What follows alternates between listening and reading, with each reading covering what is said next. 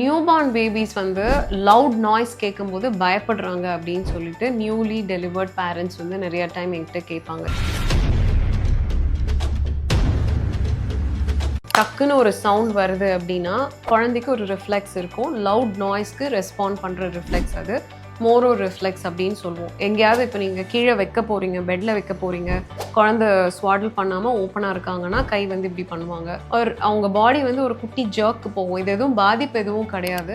இது வந்து 45 டேஸ்க்குள்ளே கிராஜுவலாக வந்து ஃபேட் ஆகிடும். இதனால் எந்த பாதிப்பும் குழந்தைக்கு வரப்போகிறது இல்லை. குழந்தை ரொம்ப பயந்த குழந்தையா இருப்பாங்களோன்னு சொல்லிட்டு எதுவும் பயப்பட தேவையில்லை. என் குழந்தை வந்து லவுட் நாய்ஸ்க்கு பயப்படுறாங்க, துடிச்சு ஏந்திரிக்கிறாங்க, பயமாக இருக்குது எனக்குன்னு யாராவது சொல்கிறாங்கன்னா இந்த ரீல் அவங்களுக்கு ஷேர் பண்ணுங்கள். Breast feeding and newborn related கான்டெக்ட்க்கு என்னை ஃபாலோ பண்ணுங்கள்.